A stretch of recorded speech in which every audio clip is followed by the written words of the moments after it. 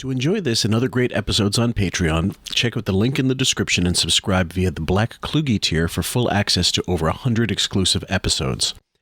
For those of you who would like some QF swag on Teepublic, t-shirts, magnets, mugs, what have you, also click on the link in the description. Would you pretend that I am Bahati? I'm sitting here. I'm going to be honest with you. It's hot in the garage. I'm wearing a bra top. And I only have panties on. I'm being honest. Can you go a little slower? Just talk about it. You have underwear on under that robe? I do. That's all I have on, though. Oh, my God. So wait a second. You're in your garage. Bahati is... I'm Bahati. Leave it alone. You know what? You're doing just fine. I should only look like you. All right, so I'm Bahati. We're in the garage. I'm bathed. I'm moisturized. I've completely shaven for you. And I'm sitting here listening to my husband. Gross. I've had dinner at Mar-a-Lago with Donald many times. Not at the same table. But he would come over. He would give me a tour of Mar-a-Lago. I've been there. I told you, it's like heaven. Oh, it's hot. I just burned my mouth. Dry oatmeal. I need... What? Oh. On it. Where you could just put them in your ear and, like, they'd be Bluetooth or something? Because I can't even afford to buy socks anymore, you know? No. Well, all right. Well, hey, I'm glad to hear you're doing okay, and I have my routine. And the days go so fast because I just sit in my room and entertain myself, like when I was a little boy. Time means nothing. Yeah, no such thing as time. If I didn't have to shower and eat, I'd just sit in that room. I'm telling you, it's that narcissism where you think the whole world revolves around you and you're entitled to do whatever you want. But, you know, when you're a football player and you're used to being catered to and you're the most famous football player in the world, you can get caught up in that. And then when your wife says, hey, you know, you need to take the garbage out and drive the kids to school, you get resentful and you go, don't you know who I am? You know? I can't get that image of your dad playing piano with you on with you on his lap. It's just, I don't usually feel stuff, so this never happens to me.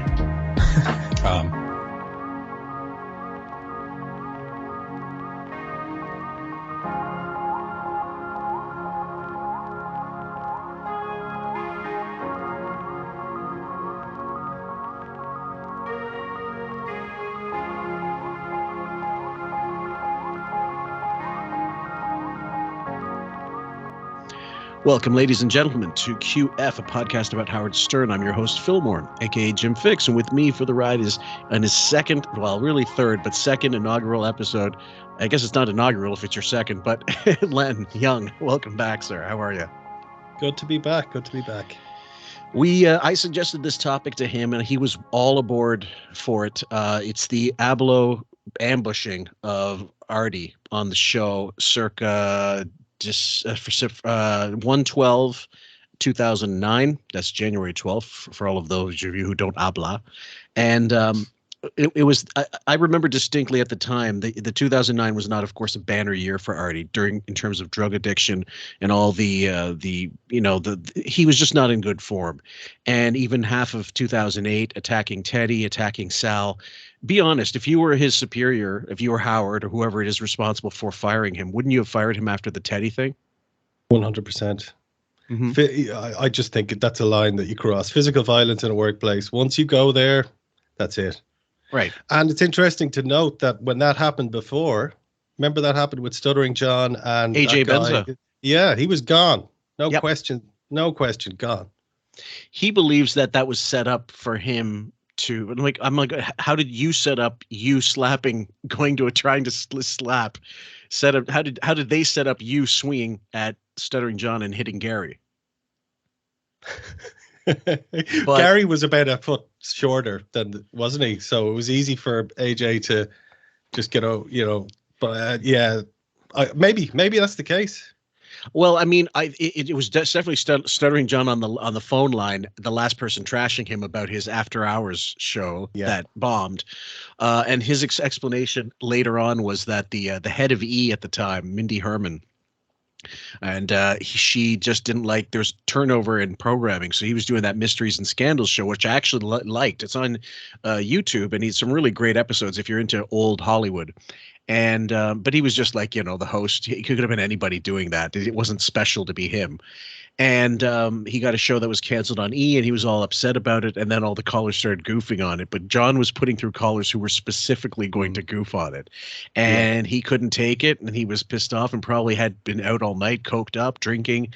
And this happens. But what Artie did was no better, even though he didn't make contact with Teddy. The intent was there. But it happened with John before. John, when Ralph was having a nap on the couch. I remember that. he went, oh! But that was John instigating it. That was John, yeah. And Ralph gets up and he's got like a diaper on his head. He's got some do-rag on his head. And he starts throwing. Now, he didn't throw hands, but he threw a shoe at him, I believe. But again, in the Middle East, that's deadly. Ralph. Yeah. But Ralph's not going to get fired. No, Ralph is not going to get fired. And pretty soon we're going to cover that one episode where they all go in, they all systematically take turns shitting on Ralph. And it's fascinating because it's not he's Teflon. He knows his position is secure there. They all know his position's secure there. But I don't think at that time they still knew the full extent of, what dick he was really sucking to keep that job. They all thought, okay, he's his friend. Well, so is Scott Thorson, Liberace's friend. Let's be honest. So back to the Dr. Drew thing here. In any event, it was planned by Howard and Will. This is a complete ambush, complete setup. And as bad as Artie would get at this time, this was the wrong day for Drew to be in there because Artie was on fire. He was quick. He was armed and very, very dangerous in terms of his wit. He was just ready. He was just on. Yeah, but there's something funny with Artie in this period because I do remember this clearly. He has a kind of a tan. He used to look like in 2008. He looked like death warmed up. He was grey and sweaty and nodding off. Now he's got a tan and he is shot out of a cannon. There's no nodding off, and I think this certainly does morph into a horrible period where he just was stepping over everyone. Yeah. But he's not quite got there at this point. Or at least for this day, he wasn't quite doing that. And in this interview, he picked his spots like a jazz musician so perfectly. Yeah. And Drew, you could see Drew getting flustered eventually. That was my favorite point. But the best thing about this video is he was actually Artie was actually being hysterically funny at points. He was, but you could see Artie goes through a few phases. At the start, he's just gentle ribbing. Then when it gets to a point where they start to ignore him and pretend he's not in the room, and even when he's talking, they just stare straight at each other and ignore him. Then Artie starts to get angry, and it just starts to get a little bit uncomfortable. Still funny, but he's definitely angry. He's pissed. Now let's do a little, because we always do this before a show. What if you put yourself in Artie's shoes, okay? And this is really tough to do. How do you feel about the whole thing? It's post bro fight, so maybe you don't feel. I don't know. How do you feel? How do I feel about Howard, or how do I feel about this situation, the job, and do you feel like this is pandering? It's more exploitation. Like going in to have the excuse to get Dr. Drew in as some kind of, well, maybe this will help Artie. I don't doubt that there's behind the scenes, some of them might have thought that, but I don't think Howard gave a fuck whether it was going to help Artie or not. They just wanted confrontation, something that might actually be provocative for the show and that they could air. Well, everyone in this, all the players in this have two motives, right? There's the public and the private. Howard's public motive is the same when he got the fat chick on for the which is, I'm just trying to help my out. Buddy. Yeah. And with this, he's like, I'm just trying to help you. But no, ultimately it's an ambush, and he wants Dr. Drew to come in and maybe poke some, because he has that expertise, really kind of get Artie banged to rights in terms of telling lies and not being truthful. And then with Drew, he has two motives as well. Yep. He wants to go in, he's going to publicly say, I'm an addiction specialist, I want to help Artie. But ultimately, he is a starfucker. And that's my opinion of him. And I've always thought that. And he just wants to get in there, and he wants his name. He likes being on the radio. He likes being on TV. But I think there's also another element here where he wants to ingratiate himself with Howard. And there's a few points in this video where you can see where he looks at Howard, his eyes widen, and he's really zoning in on Howard, trying to impress him. Well, we know that he before was a Howard fan. That's one thing that's working against him. The other thing is, and I didn't know he had this. You pointed out that he made it a Stern Show retrospective podcast. What was it called again? The Howard Vortex. Howard. There's 6 episodes, and I think it's on his website. And there may be still. I think they're still available. I tried to listen to some of it, and it was horrendous. It was horrendous. He asked the tough questions like, why is Howard such a genius? There's the type of questions he would ask. It was awful. And it was clearly something that he did for a specific reason, whether it be, I want to get a show on Sirius, I want to I want to go out to the Hamptons, or who knows? Yeah. But I think that with this guy, Drew, I don't have any evidence of some of these things, but it's just an instinct I have that throughout his whole career, there are questions. There's real questions I would have around his ethics and ethical behavior, especially like the Hippocratic Oath. He put that thing through a fucking shredder when he made that show. He really did. With it. He really did. Yeah. Well, so he does. So he's in to promote this thing called Sobriety House, I believe. And this is the infamous, like, Steven Adler was in there, Jeff Conway, who had been on the show the previous year, I believe, and was clearly fucked up. And not on the show, but he was clearly, his brain had been addled and turned to mush over however many years of abuse. And then he lists some of the people that are on, like Tawny Katane from the Whitesnake video, Yeah, rest in peace. And Artie's like, I'm not gonna join this shit. And then what is it? Like a month later, Artie says he gets an offer. He's got an offer to do Sober House or with Dr. Drew. And Artie's points are well taken. We're gonna play this. We're gonna play the wrap-up show, and it's gonna be a couple of episodes at least, guys. So bear with us. I think. Do you remember how much he was offered for that, Artie? I think the number he said he wasn't.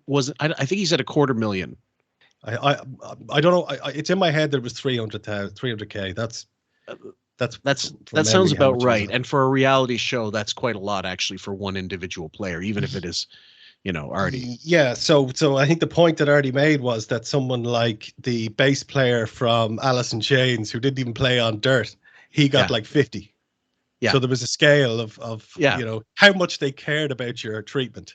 Basically. Right, exactly. And really, and I found it distasteful and disgusting. And at the time, I remember specifically thinking less. I thought anybody who wants to be a TV doctor, first of all, you don't take them that seriously, unless it's, let's say, Sex with Sue, Dr. Sue Johansson, who's fantastic. She's an old lady that teaches sex education I'm pretty sure it's Canadian TV, and it's very matter of factly, and she's not a bit ashamed about it. There's no German accent to mock her with, and that's a different kind of thing. But the Dr. Drews, the Dr. Laura's, the Dr. Phil's, they all have their set of just sleaze emanating from them. And again, Drew's no different. So you guys are going to hear it all from the horse's mouth. Dr. Drew. Hey guys, how are you? Good morning. Good morning. How you doing today? It's 3 in the morning Pacific time. It's awesome. A little early for you, huh? Yeah, it's good though. So what brings you down to the show today? Invited. Invited. What are you going to talk about? The new celebrity rehab? Sober House, yeah. And I hear I'm going to rescue Artie. Oh, you're going to help him out today? I think so. He's open to it. Yeah, he needs the help, man. All right, we'll see you in there. Okay, excellent. Hey, you know who's here? Dr. Drew. I love this guy. I love that TV show, Celebrity Rehab, and now they got Sober House, which I can't wait for. Sober House starts, I think, this week. Yeah, they got to have some screw-ups in Sober House, I right? can't wait for him to exploit more people with problems. Listen, we know Artie's motive is to fucking just get out of Dodge and just like really just hammer away at this. But I agree with him in this situation. 100%. And he is, but I don't think Drew's even walked into the studio yet. No, Artie's already. So Artie knows what's happening. He's the smartest guy in the room, and he knows exactly what's happening. Oh yeah, and the other thing is, and you'll hear some of it on the wrap-up show. Len's already heard some of the. Did you listen to the entire wrap-up show? I did. Okay, so there's loads in there to unpack as well. Now, here's the funny thing that I'm thinking about is, okay, Howard gets the name of the show wrong, as I just did, Sobriety House. It's called Sober House. So this is a horrible pre-production, promotion already. But think about this. What is the central tenet of AA, for example, whether it's NA or an AA, the A part, anonymous. You're not supposed to know people are in it. So doing rehabs, doing this kind of treatment, but in full view of the public, how's that going to do anything to your psyche? Well, this is the core issue with celebrity rehab and this show is that if you look at the aim that Drew talks about, which is to help people and to help people through recovery, that's right. Fine, and that's what he'll say. But the real aim of the show, and the reason why he was tapped up to do it, was to make entertaining television, get ratings, make money. That's the primary aim. Now, bingo. These two aims are not, they don't work together. They're not, one aim, if one aim is to succeed, the other will have to fail. And so if you want to have a successful program, if you want to have a successful treatment, you're not going to want, a lesser known Baldwin getting into a physical altercation with the fucking keyboard player from Night Ranger or whatever it is. That's surely not the optimal environment. But then again, if you want to have a nice quiet environment where there's no fighting, there's no tears, no one's going to be watching. Yeah. So you can't have the two together. So no. This is the core issue. This is the core issue with the ethics around celebrity rehab, because it's ultimately, this is for rubberneckers. This is for, and we all do it. Yeah. We all want to look at a train wreck. Sure. We don't care whether Mike Starr gets over his issues. We really don't. Right. And anyone or Steven Adler. Yeah. Well, I mean, let's be honest. Like with the roadie for Chainsaw Kittens, I don't care if he gets sober. Artie has got some humanity to him because of how we know him through the show, and he's laid everything out there. He was an open wound on the show his entire time, and he was lovable. He was, funny. He was witty. He was everything. He could also be frustrating. And for him, I'm certain. Listen, he's not ready at this point. He's just not going to go to any rehab, be it celebrity rehab, Hong Kong rehab. It doesn't matter where the rehab is. He's not going. He's just not into it, and he refuses to accept that he has a problem. Sure. And he also can't get off this. He can't get off this hamster wheel, which is the Stern Show, and the money that he's making by going on doing gigs. And if the problem is, if you're successfully making it to gigs and going to work and not getting in trouble and not seeing any, negative ramifications, why stop? Sure. Well, exactly. And he knows how big a draw he is to the show as well. He knows how popular he is.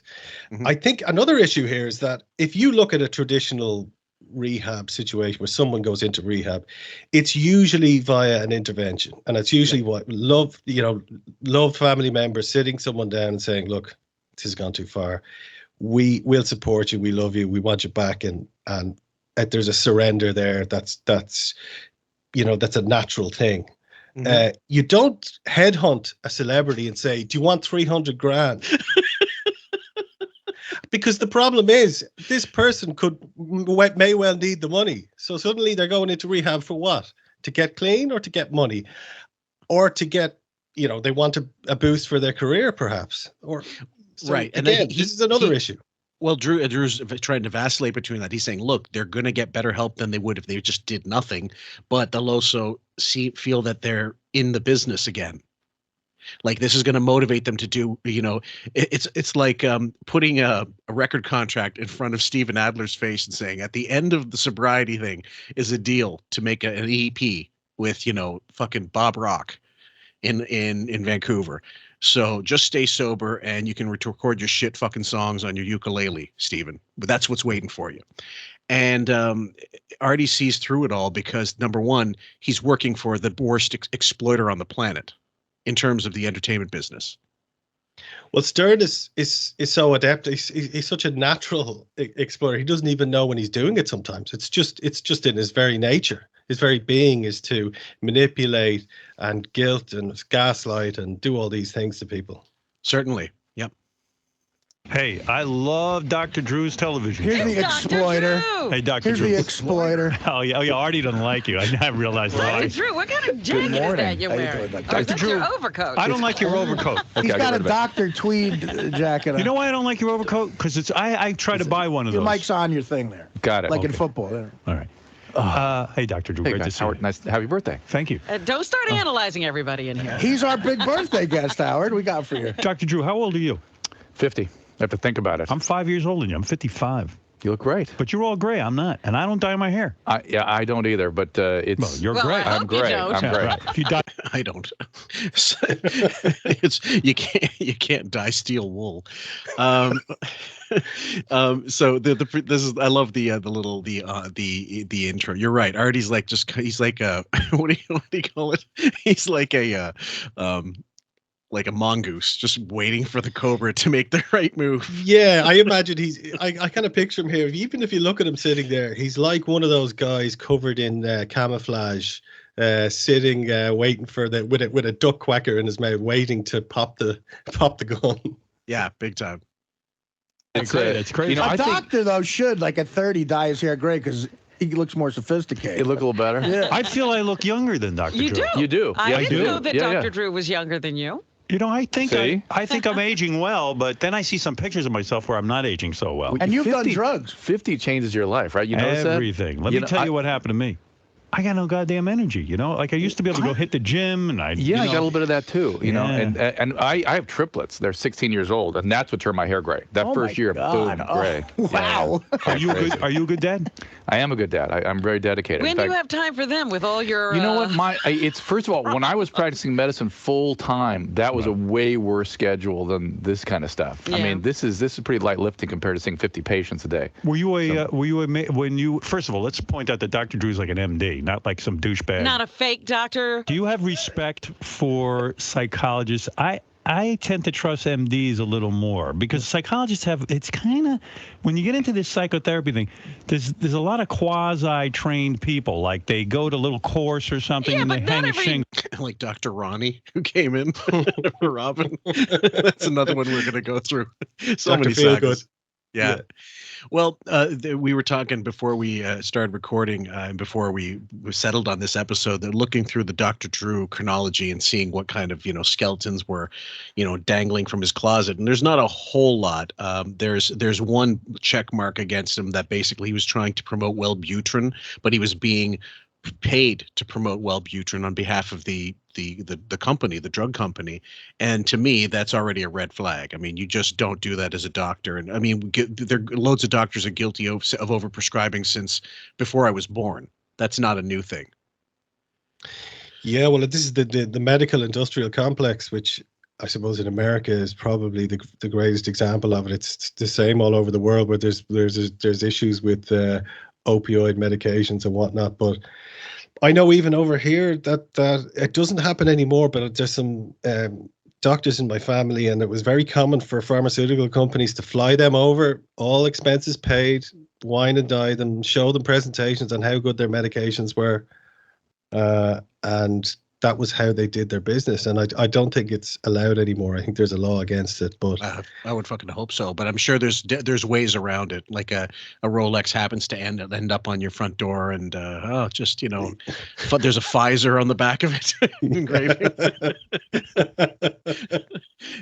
I mean, I don't know. It's a little suspect. And then more recently, because of at the beginning of the pandemic, Dr. Drew had to record an apology for having stated at the early stages when there were videos of body bags being stacked in the streets in fucking New York City. For everybody who still thinks it was a fucking hoax, and like there's more than 700,000 people dead in the States over however many years because of I think it is because of comorbidities and what have you. So if it's a hoax, my God, that's a long way to go to admit that's a dedicated hoax, is all I can say. And so he was forced to make an apology for saying it was no worse than the flu and this, that, and the other thing. And he took major flack online. It was pretty overnight almost. He had to do this. Yeah, I remember I think he said something along the lines of, "It's a flu and it'll be gone in 3 months." Yeah. And I know we at the time we were being told, yeah, 3 to 4 months. Mm-hmm. It'll be down to a manageable. It'll just be like another seasonal pathogen. Mm-hmm. But as we saw, there was just wave after wave, and it started to change, and it started to get more evade the vaccines. So thankfully we are where we are now. Mm-hmm. But he didn't need to come out and call it. That was the one thing that struck me at the time. He was on TV doing it. That was the whole thing. It wasn't on his podcast, or he was on a program and he was asked the question. He just said, he should have said simply, "I'm going to wait a little bit before I can offer a really learned opinion." Yeah, but couldn't do it. He wants to be on. He wants to be front and center. He wants to get the headlines. He wants to put all of his money on black. Just spin. Anyway, so this is, and I'm sure Robin's in on this as well. I'm sure everybody in the fucking vicinity is in on it except for Artie. But then Artie goes on the wrap-up show and says, "I caught Will and Rob and Howard trying to, act secretive about this whole thing." So once he knew that this is much like the John Kay, Billy West thing. Once he saw John Kay in studio, he knew the fix was in, and all of a sudden, oh, this is sandbagging. And I know how to treat this, because Billy West was, like you said, the way Artie is the smartest person in the room here, Billy was at that time. Yeah, and I think Artie realized there's no way out of this other than try to be funny and just try to rip the piss out of Drew, which is what he does quite well. Oh yes, absolutely. Doctor psychiatrist or psychiatrist is a great psychiatrist either. You're both right. I go to an MD. Yeah, but you go to one guy. Here's the way. How much did you see? Yeah. Huh? 20 guys? More. How many She's guys saying is it? that's one guy who happens to be good. One guy's good. Guy. Really, the physicians, we're more highly trained, and there's a certain standard we're held to. But we sort of medicalize things. And so a great way to approach it is you go to a physician to get an evaluation, get a formal diagnosis, and then a plan. And then you find somebody good sometimes in addition to the MD to execute the plan. But isn't part of the standard you're held to not to exploit people on television? Look at him laughing. Look. Well, he's waiting for him to step in it, and he has to step in it all the time in order to make his own bullshit seem normal. Like, to normalize Sober House, he has to treat it as though it's a legit thing. Like, people all over the world are doing this. Yeah, we're just probably the leaders. We're leading the way for everyone else. Right, exactly. So yeah, if you you get your sobriety Happy Meal soon, like it's all going to be like chain restaurants all over the world. Dr. Drew, come and see Dr. Drew, the credit psychiatrist. Yeah, it's like almost like a cult. Yeah, pretty much. Oh, Hippocrates didn't know anything about Aren't you trying to get Artie on your show? I got to tell something. I'm a get. This guy had a guy on his show last time called it. Didn't that chick just happen to watch American Idol a couple of times? Nikki, I got to say, I read your book on the way out here. I read your book. You want me to sign it for you? Oh, man. I do want you to sign. And Artie, I am so sorry about your dad. I mean, that was just a breathtathing story. Oh my God. Yeah, I mean, book's very disturbing. Thank you. I mean, it took my not disturbing, just it's upsetting. I'm sorry. I mean, it's just like, wow. He's on Showbiz now. Now he's going to kiss my ass to get me on the show. No. Listen, Artie was no dummy, and this kind of just cements it, I mean, he might have been a dummy about his own foibles and his own addictions, but addiction is not about intelligence. It's about want. It's about chemical imbalances. And it's about, obviously, emotional issues, not about your smarts, and certainly not about street smarts. And look at Drew getting up on the couch, hand on his heart. Like, it's a full performance with this asshole. It really is. He's doing Macbeth in Stratford. Yeah, look at him. He looks like he's singing "My Heart Will Go On." Right now. Yeah. Well, Drew puts on like I said, he's going to put on his dancing shoes for the while here. And listen, on some level, I don't believe he's a complete fraud in terms of wanting to actually see people be better. I don't think he's a complete black-hearted ogre. But at the same time, it's just like there's that old joke. It was Gary Muledeer, I think, came up with it, but then Robin Williams stole it, and it was the bit goes something like suicide hotline, hold please. That was a one-liner, that kind of that kind of thing. Like, we're gonna treat it as seriously as as a box of M&Ms. And what did Artie say? Artie's joke was, "I don't have a drug problem until I run out of money. Then it's just or it's what then what is it? I have the problem is finding the drugs." Yeah. Or that was I think that was Hunter S. Thompson. I think I don't have a drug problem. The problem I have is finding the drugs. I don't know, like, I mean, it's we'll go through more of the audio and the video and let you guys judge for yourselves, but as we get a little further through, as bad as we know Artie was in his drug addiction, I don't think he was wrong here.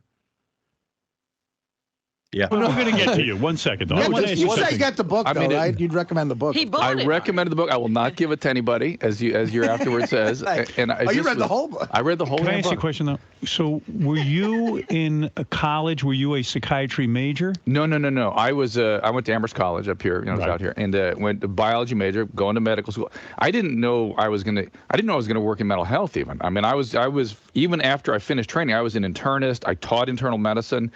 And I ended up running a department of medicine in a psychiatric hospital. Oh. And where are all the sick medical patients? Well, the drug addicts are all the sick medical patients. And that's how you got involved with it. And I got involved with that. That was in the 20 years ago. All right. What do you think Artie is making a legitimate claim? Are you taking advantage of sick people by putting them on TV?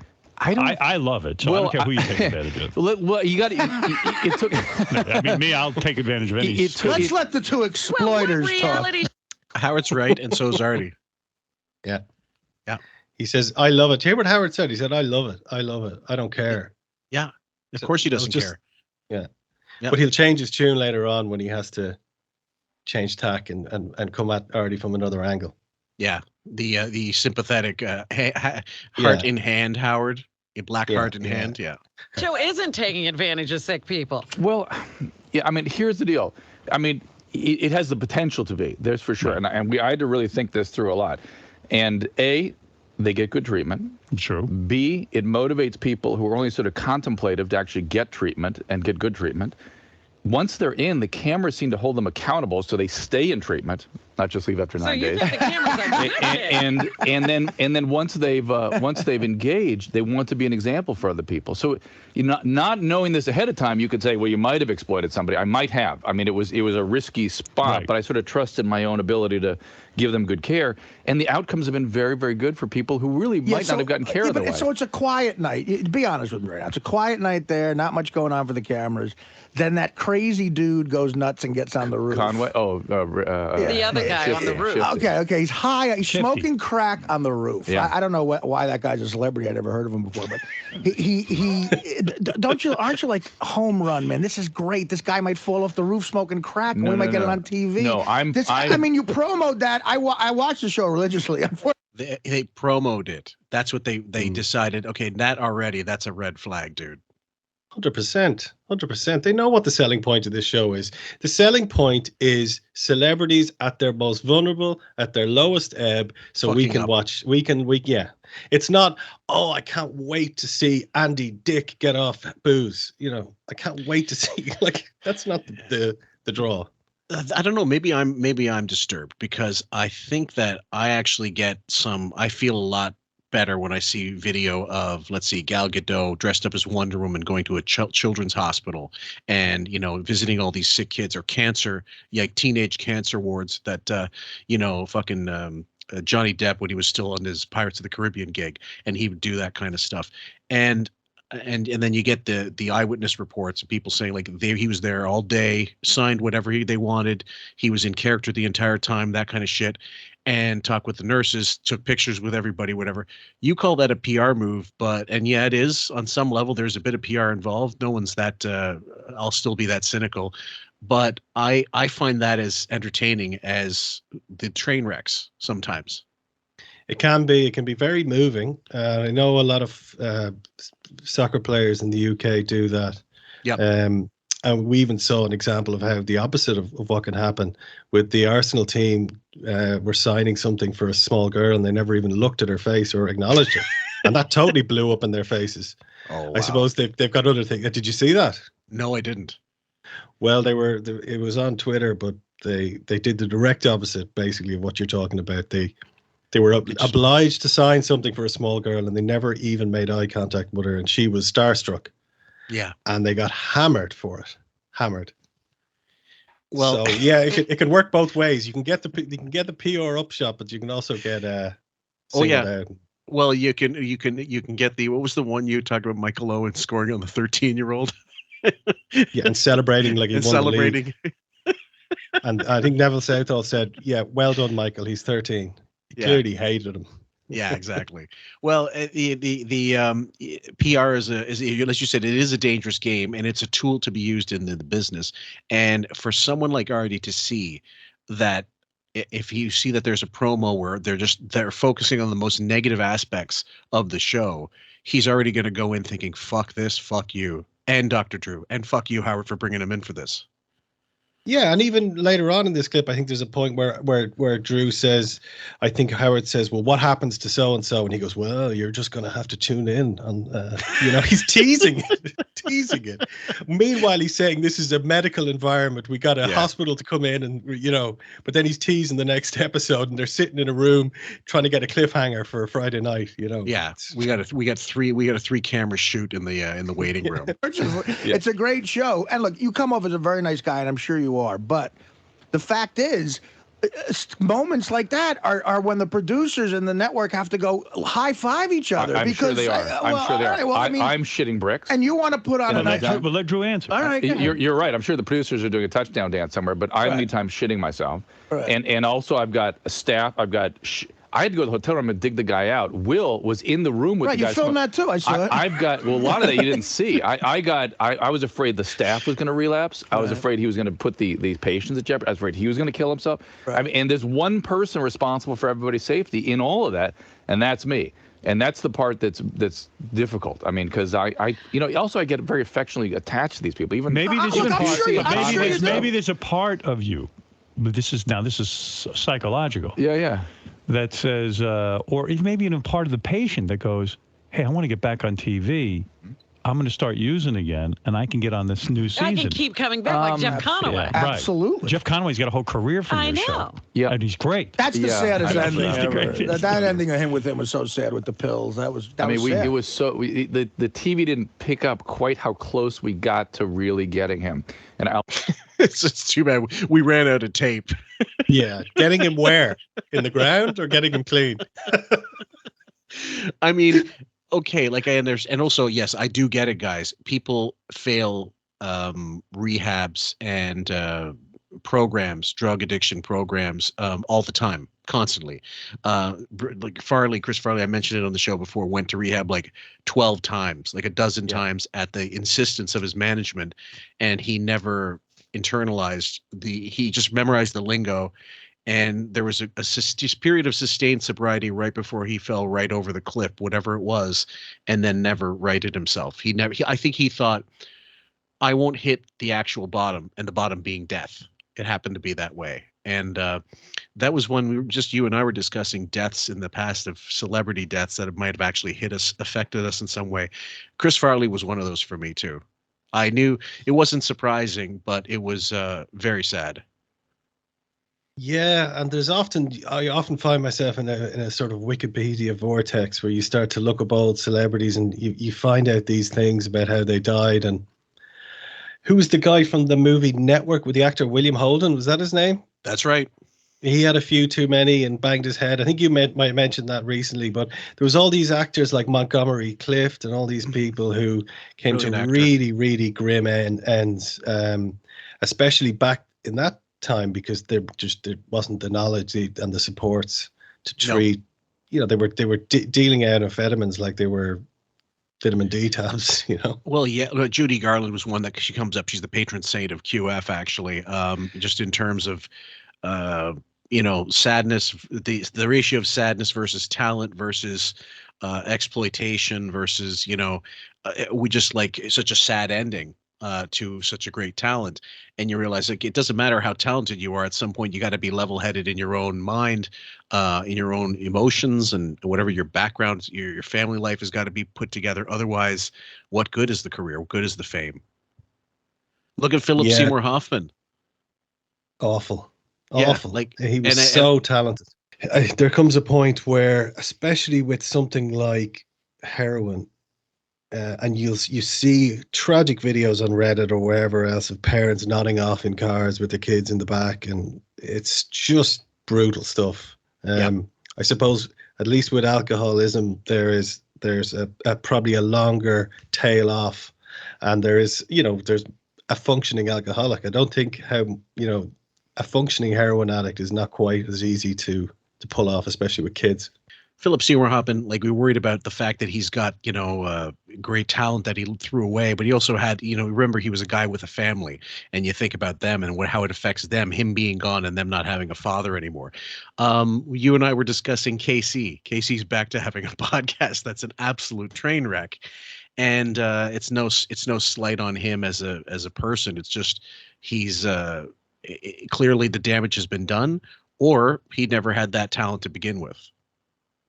It's hard to know because on the Stern Show he was never obviously hosting anything. He was never there during the serious years where he had to host anything. Yeah.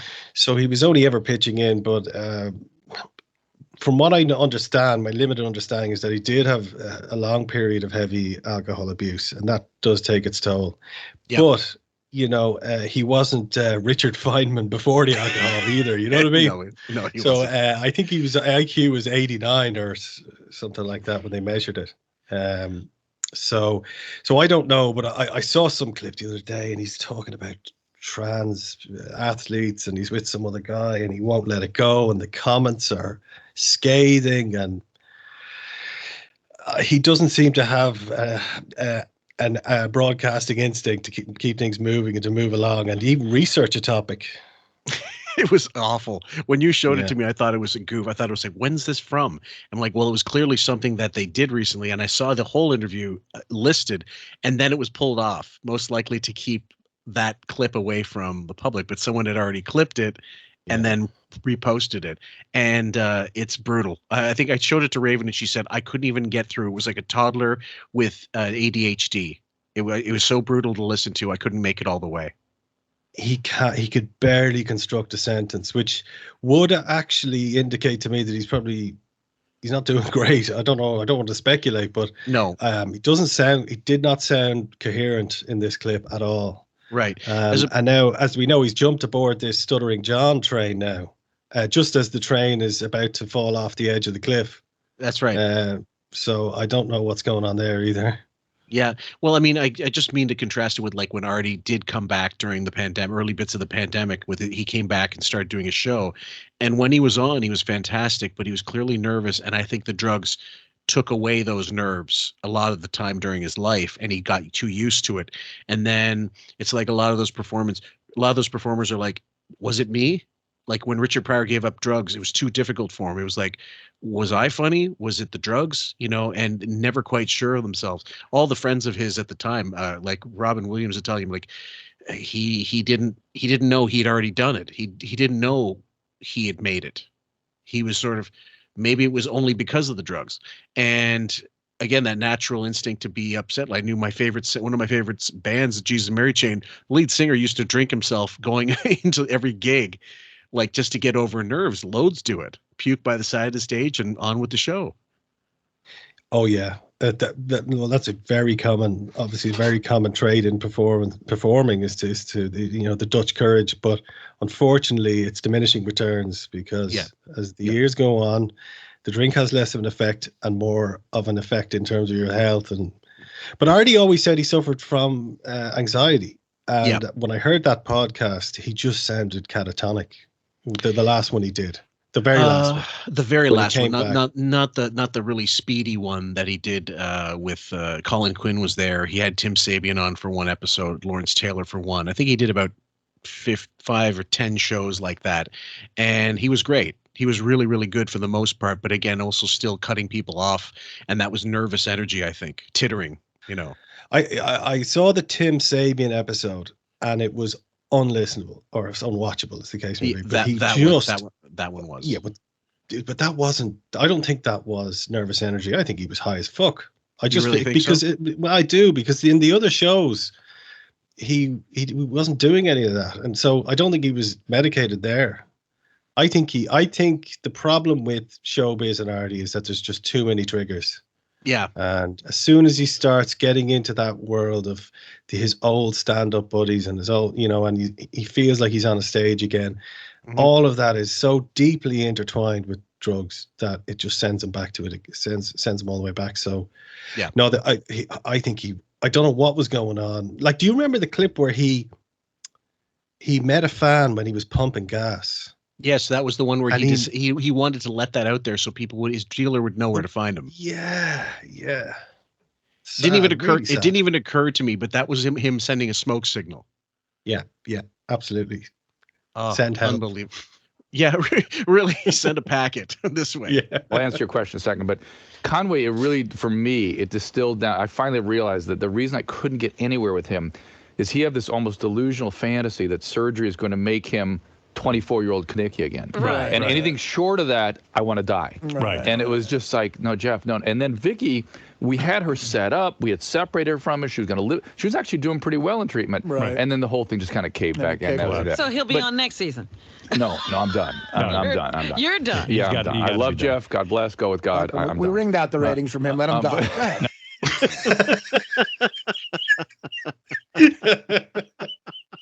The timing of that. He knew how much time he had to work with it. He knew what he was going to say, and he got it out perfectly. Perfectly, like a smart bomb, dude. Go ahead. Who are we bringing back then? But I don't get involved with any of that. I can't. Robert Downey, fall off the wagon. You'll be absolutely. All right, since Artie seems to have a bug, He does. I'm with you. Because I'm having trouble. Wait a minute. I'm having trouble getting into this interview. 2 questions. Wait a minute. I just have to say, I agree with Artie in the sense that there was the video of him in the car. Now, he's not in treatment. Seth. Yeah. He's in the car smoking and using, and they keep the cameras rolling. Yeah. But remember, I have nothing to do with it. I don't even know. Fuck you. You can decide. We're cutting that out of the fucking show. If you're the executive producer, you're not the showrunner, but you're the one that decides this is what I don't want on there. You have the clout to cut things out of that.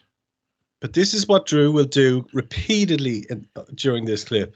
Yeah. When it suits him, he's only the doctor. Hey, look, I'm just here. I'm just doing a job here. I don't know. I have no control over that.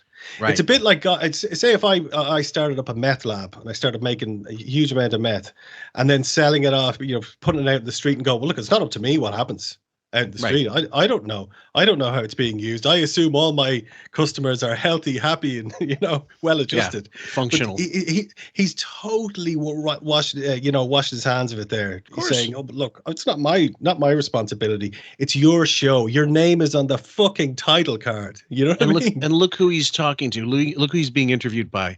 Oh, I'm not your boss. I don't sign your paychecks. That's serious. Oh, listen, you work for the Howard Stern show. So which is it? When it comes to money, I'm not your boss. Everything else, I'm your boss. Yeah, when Howard says, I've no control over the hiring and firing. And then he says, there's audio you have somewhere of him saying, I don't like firing people. I get other people to do it. I want to be the nice guy, but I get other people to do it. Absolutely. And that's a major part of the business. I get it. But next time, don't have that audio out there, shithead. And so Drew busted. that's going on at the time. Right. But you could argue that I should know, or maybe those people somehow represent me. And what if he had done something more serious? What's my responsibility Look, there's there? two ways to look at it. Yeah. You can look at it that it's complete exploitation. It doesn't help the patient. Or you can look at it like this. Millions of people see the show.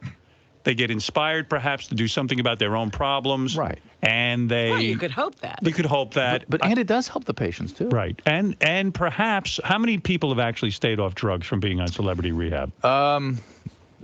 You have to sort of count it up. It's was Tawny Katane using when she came on the show? Yeah, she was. Yeah, a lot. I wasn't clear on that. I know, and that how she sort of came in was more like Gary. That didn't come off on TV. Was Gary Busey using drugs at the time? Yeah, he was, and he just couldn't admit it. Yeah, I love that Gary Busey appearance when he got Howard in the headlock, and we got to see the big ring of wig, like the plugs in his head. I assume he never appeared after that. That was the last. Never once. I believe Gary Garver nabbed him for like some questions on the street, but that was about it. That was, I think, one of the ones where he said, how do you feel about the situation in Kosovo? And he goes, well, it's tragic. And he goes, can you tell us what's happening in Kosovo? I love those questions. Gary Garver. He would ask them for details. Yeah, they were great questions. He had some. My favorite Gary Garver questions were do you miss the spotlight? Do you miss the limelight? He said it to one guy from some actor from The Living Daylights, and the guy got really angry with him. I believe. I can't remember the bad guy in The Living Daylights. He said, "Who the fuck are you?" He just shot back. My favorite was he went, "Are you a friend of Islam?" No, sorry. Are you a friend of Israel? As if Israel was a person.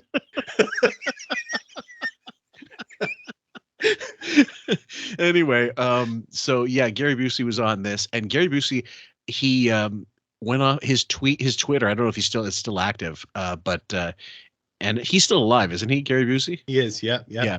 He had a metal plate implanted in his head, I think, and he had some serious wet brain or just general damage done to his head, and he became one of those kind of like culty type persons, and his Twitter especially was all about aphorisms or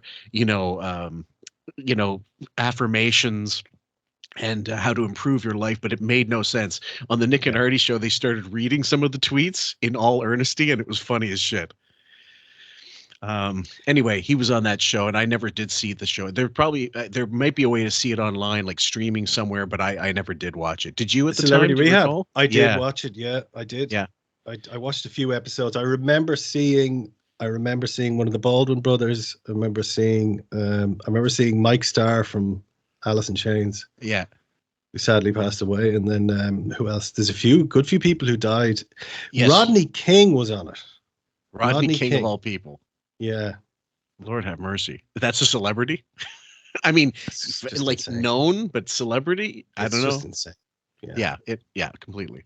Yeah, he's had a right frontal lobotomy from his surgery, from his injury. So he's a little out of it. And also the drive to use drugs is they used to treat addiction with lobotomies. Right. So he's actually had a diminishment of his disease. And so when he woke up after his brain surgery, he thought, I've been visited by an angel. I don't want to do drugs anymore, which is really interesting. It's an interesting part of his story. So some people have been successful after going to celebrity Brigitte's doing great. Brigitte Nielsen is doing good. Nikki McKibben's doing good. I know you don't. Nikki McKibben is not drinking?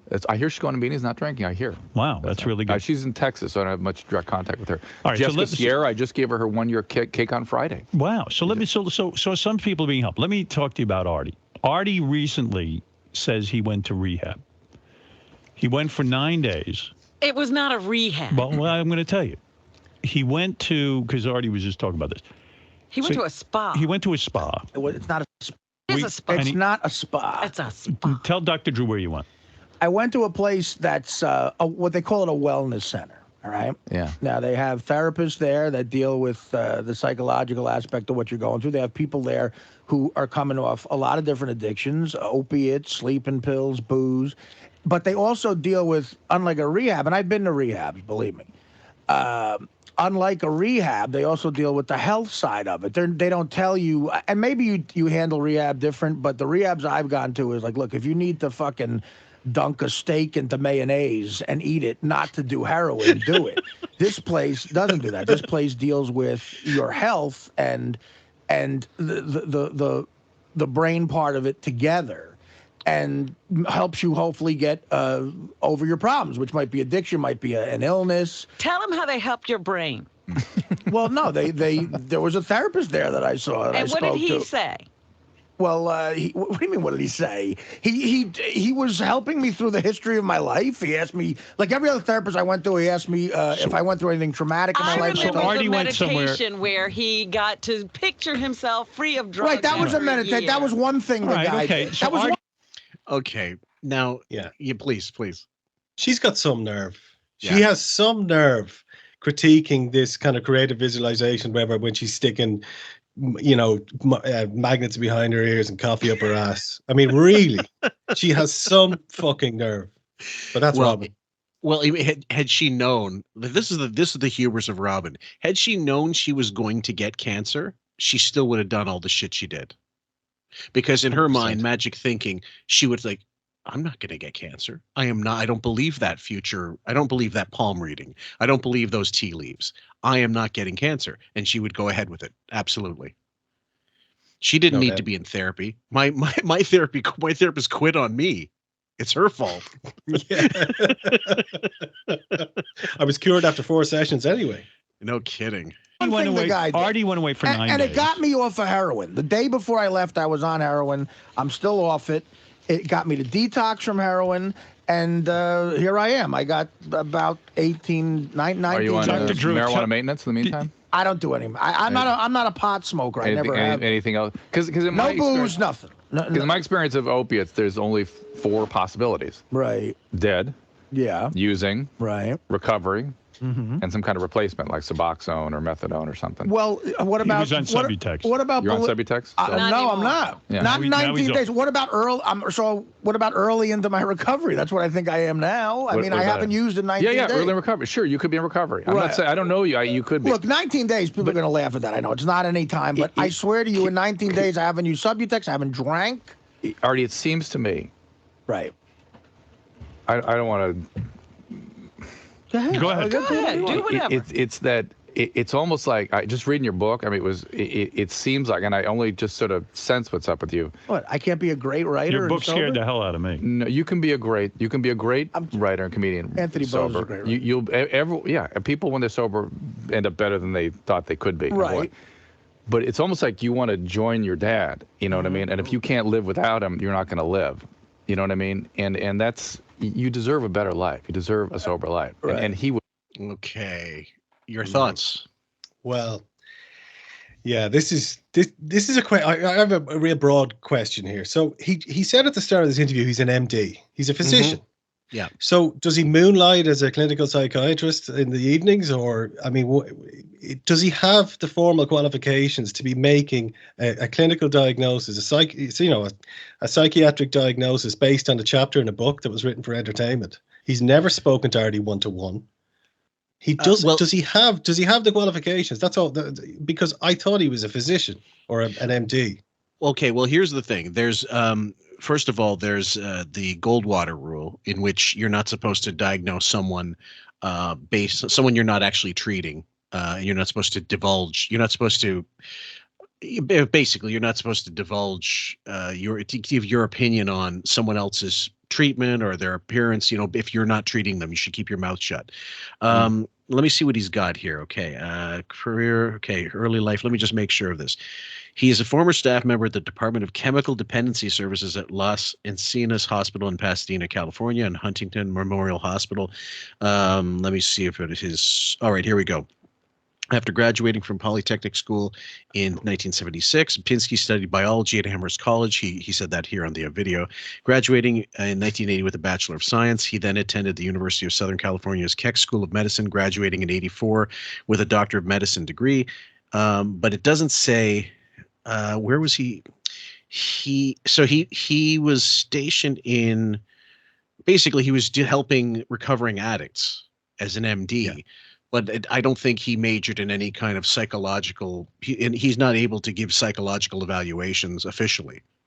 It just seems so reckless to me Yeah. To start, and it almost reminds me of a psychic. What a charlatan would do was to say, you know, I hear your mother's here. I can hear her. Yeah, and she's saying to me, you know, like, because he's messing with Artie's memories of his own father now by starting to encroach on that without any qualifications or even being invited to do so. He's just come in there and start throwing this stuff out. And of course, this is music to Wiggy's ears because he loves all this kind of Freudian, self-absorbed, navel-gazing bullshit. You know, so he loves hearing all this because he can switch it around to himself. Well, we covered the Vice Artie episode, and that one revelation came out where Tim explained how he went to Artie's house. It was the Shore house, I think, and he saw that the last piece of antenna his dad put up was framed and put on Artie's wall. That was incredible. Like some kind of shrine. And I was just floored when I saw that before we covered it. I saw it and I wanted to see exactly what we were going to encounter. Probably should have went through it fresh. But either way, when I saw that and heard that, I was just numb. And I remember thinking that makes what Drew's talking about actually backs him up. But Drew had no way of knowing that in this instance. He's only going on what he read in the book. Now, Drew may be right on this. He may that may be correct. My issue is it the time and place, and does he have the background to start saying this on the air? I don't believe so. Artie on the air. No, this is at this point. You're a doctor of medicine. You're an MD. Fine, okay. You're a GP, perhaps. You're capable of giving certain diagnoses or referring to a specialist. In this case, he should be at the very least saying, "This is just my amateur take on. I'm not a psychologist, but in my opinion, and that's fine. You're saved." He doesn't do that here. Yeah, and look, we do this all the time. As you know, you look at somebody and say, "Oh, he's got this or he's got that," or you know.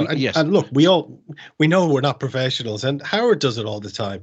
But the difference here is that Drew has this doctor hat on. He has the doctor. He's pretty almost got a white coat on coming in. Yeah. So it's in the inference is that if I make any kind of even off the cuff diagnosis, you better believe it. Yes, take it seriously as cancer. And in any event, I do like once the Vice thing came out, it definitely is something emotional. That's Artie's. It's guilt. It's strictly guilt. He skipped out on his dad's thing, and he still has this on his mind. But he's already verbalized many times that look, your dad would not want you to be like this. He would not want you to be addicted. He hated drugs. He wasn't a drug addict. You should be very proud of what you've done for your mother and your sister. And like he needed someone in his life to really push the positive aspects of what he's been able to do for other people, charity work he's done, maybe even being like kind of a role model for certain up and coming stand-ups. I don't know who that would be, but you never know. Lots of people were inspired by him. And he did great work for Lifebeat. Every bite fights AIDS. Oh man. So bottom line is he needed more people in his life that were positive minded, and he just didn't. And hanging around doing stand-up gigs with just dirt bags. I'm not even talking people like Attell who are just they're just chain smokers, but Jim Norton, people like that, Bob Levy, Shuley, like just bottom feeders. If you hang out with a better class of person, you might some things might start rubbing off on you, and you get some of the better traits, perhaps. I think Bob Levy's. I've been watching some of these shows recently. I do think Bob is a decent. He does have a strong moral compass. Yeah. But look, it's not a pretty scene when you start getting into those bottom rung comics, because there's so much desperation and a lot of psychological issues there, and they're all kind of dry drunks, I think, at this point. Yes. And so Artie doing also stand up for some of these maniacs back in the day who just wanted to see him drink and be Amy Winehouse. Hopefully maybe this is the day where she fucking just doesn't wake up. Artie's going to be the same. Maybe we want to go see the train wreck. And Norm was one of the first to address it on the air. Like he went after through the CD at Teddy or whatever, and he went after Teddy, and you promoted the hell out of it. Why? Yeah. 100%. If you really cared about him, why would you even ask Artie, oh, is it okay if we air this thing? One, if you really care about it, to make the executive decision, say we're keeping that off the air. And we're going to tell him. And they brought a bed into the studio so he could sleep in a heroin coma, playing nursery rhymes. Yeah, laughing at him. Yeah, and so that's what we're talking about, guys. When you talk about enabling, I mean, Christ, it was just, and we're like, again, Artie is he is responsible for his own addictions, but it doesn't mean you have to say, well, if he's fine with it, then I'm fine with it. Exactly. You know, exactly. Would want that personal responsibility. It seems like you idealize him so much that he can't be the real guy he was with you, and you won't let go of the idealized image, and that's either pulling you towards death or keeping you on heroin. You know what I'm saying? It makes a lot of sense. It does make sense, but look, I don't have a so great... painful. It's so painful. Right. I know it's like you can't live with it. I get it. Right. But you gotta, and he would want you to. Right. Well, I mean, he wasn't a user at all. No, I know. I mean, he is dead though. So by joining him, I'd have to be dead. Right. But and look, I don't have a good answer for that anyone would believe, because since his death, I've longer than 11 months clean. I had almost a year clean once with nothing, not even an aspirin, but I relapsed. So can you get that back? But look, I'm trying to. Who was your sponsor then? Well, I had those 11 months after a rehab for a couple of months, and a guy in Jersey. Call him. In those 11 months, call him. He's dead. He's dead. Artie killed him. No. He didn't die of drugs. He was an older guy. He was a fireman, actually, that I met in rehab. Real nice guy. He died of a heart attack. But it reminds me of that George Burns joke. He always used to say, like, what did your doctor say about these cigarettes? My doctor's dead. Like, is it true you drink 5 martinis a day? It's true. Do you smoke 6 cigars a day? It's true. What did your doctor say? He's dead. Do you believe this story that Artie's telling here about the sponsor and the one about the sponsor and the died of a heart attack? And I believe it. Yeah, actually, because there's no reason for him to lie about that aspect of it, because it's a guy that no one in the show knows.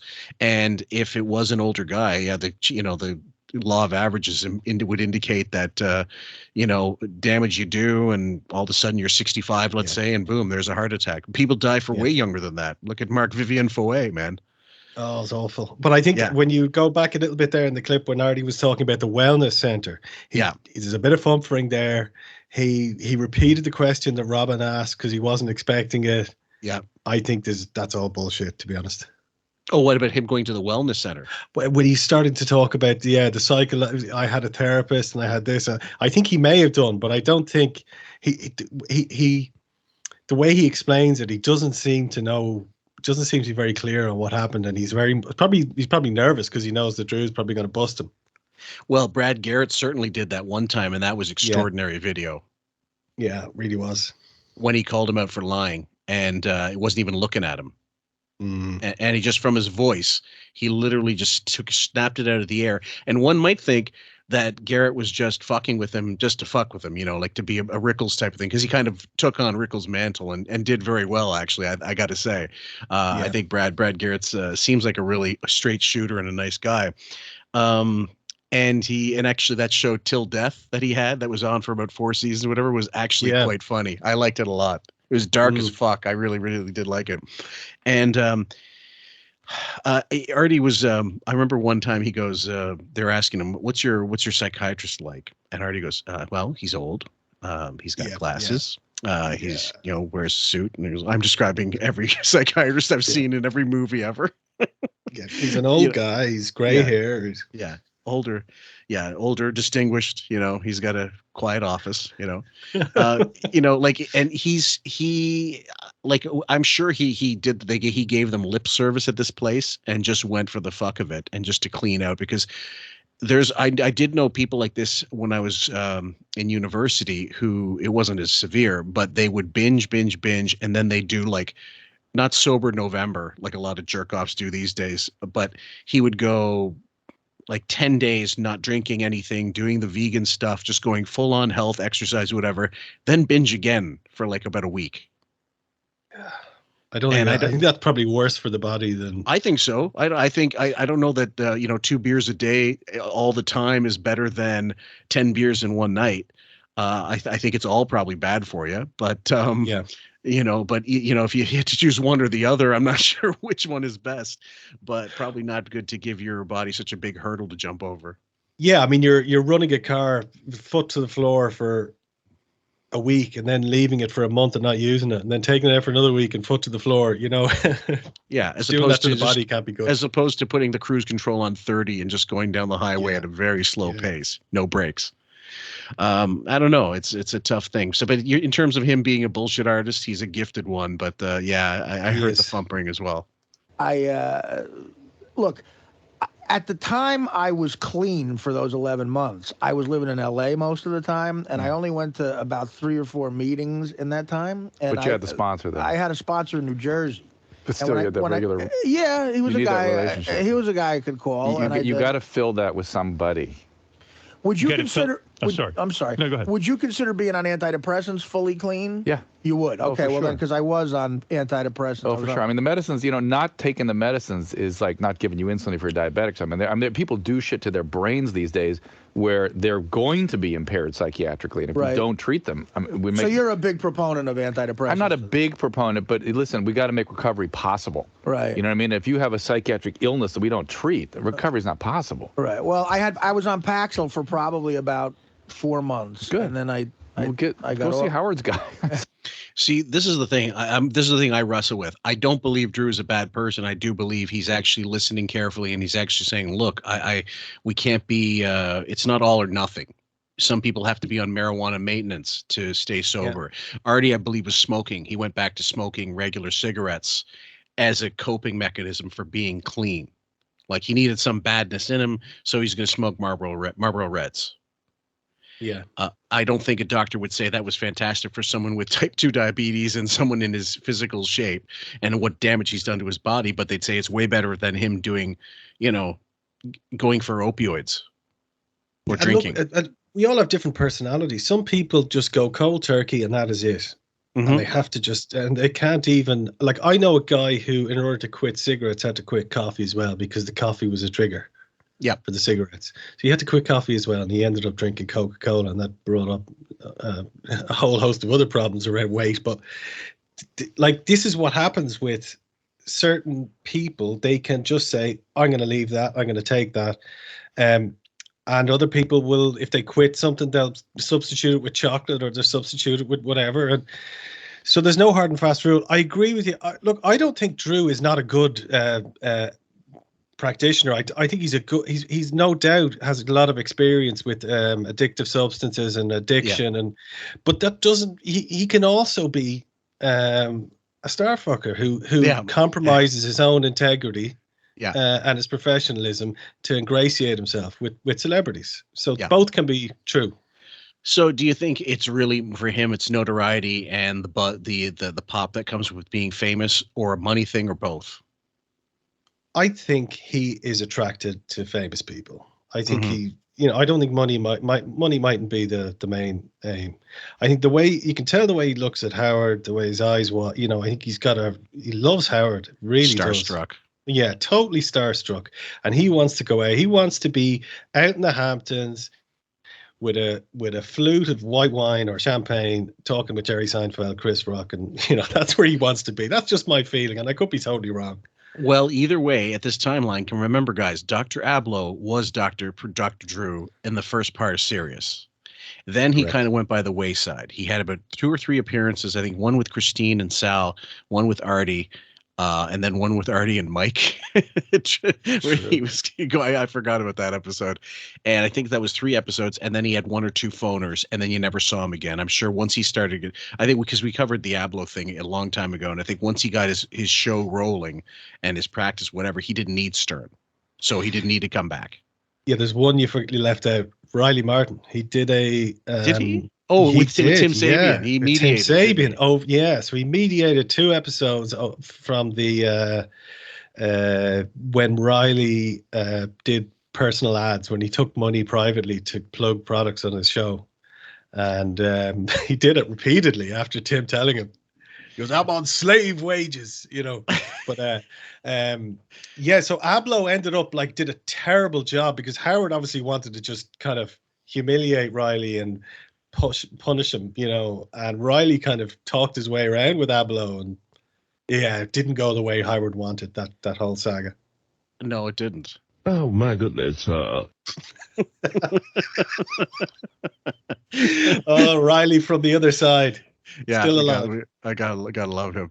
That's a good guy. Well, Howard went through the trouble of getting me a recommendation, and that name's been sitting on my desk for 4 years now. Yeah, this guy was a guy highly recommended to me through my psychiatrist, and that. And yeah, and you're such a shining example of how it's worked for you. You think. So the guy that your psychiatrist recommended, what kind of like ringing endorsement is that going to be for Artie, a guy who thinks you're full of shit? Yeah, Howard's psychiatrist called Howard from his personal island, and you know, the Caymans or whatever. Better believe Imagine the amount of money he's made out of Howard. Oh, well, I don't know what the average shrink makes in New York City, but it's got to be upwards of what, like hundreds of dollars, $300-400 a month, an hour. Oh, easily. Yeah, like that's especially if someone of, you know, the stature of seeing Howard Stern, probably like 500. Yeah. And he's got 3 sessions a week, 1,500. You know, so I think Howard's probably paying $100,000 a year on a retainer. Like there some people have lawyers. Yeah. Do you remember his psychiatrist went on holiday? Yeah. And Howard, you know, he was like a upturned turtle. He was like a baby. He couldn't do anything. Oh, you mean like what he was absolutely incommunicado for that time. He was on vacation for sure. Yeah, I vaguely remember it, but I gotta look through that week and find out the audio because I want to see what happened that week, because he would have been like some basket case. Well, it's already a basket case, but it would be a case of, you know, Doberman with muzzle, Doberman with a slightly weak muzzle on. You know, that's the difference. Yeah. And what was the one? He goes, I want to go down to 2. I have one clip where he goes, I want to go down to 2 days a week, and my psychiatrist wants me in for 4. He has some mortgage payments. Yeah, talk about. Oh man, this guy supposedly could really be a good match for Artie. Yeah, it's hard work. You know. No, look, I know. Sure, I listen. When I first had to go to rehab, when I went in there.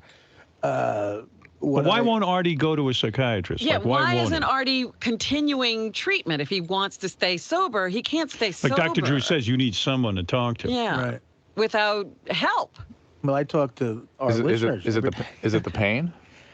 Yeah, I don't like going through that. It's I don't pain. like. I've tried probably a dozen different guys that I've gone to. Yeah. The first couple of guys that Mad TV made me go to in the beginning, to me, were just, I don't know. They were MDs too, but they were just pill pushers to me. You gotta be careful with that. Oh, it was. But you gotta. There was not an ounce of compassion in them. See, I read Artie's book. I got really scared because I said I came up with the same conclusion you did. I said, you know, here Artie blames himself for not holding the ladder for his dad that day that he started college, and that's a terrible thing to blame yourself. And it's not Artie real. It's not real. It's not. Of course, not. It's too much. It's too much. But it keeps you using, and so his disease takes advantage of that. You see. So, in your professional opinion, even though Artie is now clean 17 days, 19 days, do you think, based on his 9-day visit to this place where they gave him wheatgrass enemas and massages, which was a living hell, by the way. And then he also left after 7 days to go hang out at Nobu and to be at the hotel in Miami. Right, because the rooms weren't that great. Because he didn't like the rooms. Not good prognostic signs. Do you think? Do you hold high hope here for Artie? Well, because then he always tells me he's off, and then when he's using. But I'm going to give him a drug test this time. You should test him all the time. Yeah, we're going to test. Well, let's see. He agrees with that. I suggested what kind of test? So he's suggesting it. He's saying he's going to do it. Never gets done, and that's not the place for him to be getting drug tested. No, you know. Yeah, something's just struck me as he was speaking there. You know, the flames behind Howard, who's flaming. Howard mentions that the hotel in Miami, was that the episode, the incident when Artie called in. Yes, and he was a guy who room service. Yeah, he put him on the phone. Now, in his book Crash and Burn, he claims that he was out of his mind. Yes. So that was a week before. What, a week before this? Possibly. Because he says it's after the 2 weeks he had in the wellness center, then he was in Nobu, and then he was in Miami, and now he's in the studio. So that was around Christmas time. So if look, that kind of punches a hole in a lot of what Artie's saying. It's just total, all lies. Oh, it is. It was complete bullshit. I mean, the only thing that happens here differently throughout the year is he starts to lose weight. He gets a trainer. He's physically losing weight. Now, who knows whether that's because he's eating less and he's doing more drugs, like he's speeding, who knows? But he definitely looks physically cleaner. The Joe Buck stuff, I think maybe that is even late 2008, but I believe it's 2009, early 2009, something. Yeah, Joe Buck. When was Joe Buck? Summer 2009. Okay, so it's about 4 months after this. He definitely loses a shitload of weight. He gets you see him at the end of SNL one episode. Will Ferrell calls him out at the when they do the cast roundup season finale of SNL and Mad TV that night. He was on both. He's at an after party. He's sober, doesn't have his phone, has to use like Jim Brewer's phone or somebody like that, or Craig Gass's phone, and he's got a new girlfriend, but he's clearly still using because he's interrupting like a motherfucker, and he's just not as funny. Well, he claims in his book he was doing a ton of coke in 2009. He was right back on cocaine. That makes perfect sense. Makes perfect sense. His metabolism went through the roof. And then as you get farther into the year, it's diminishing returns, and it's all about tolerances and whatnot. And by the end, it's I don't think according to the book, he was taking like Xanax and alcohol, mixing them together.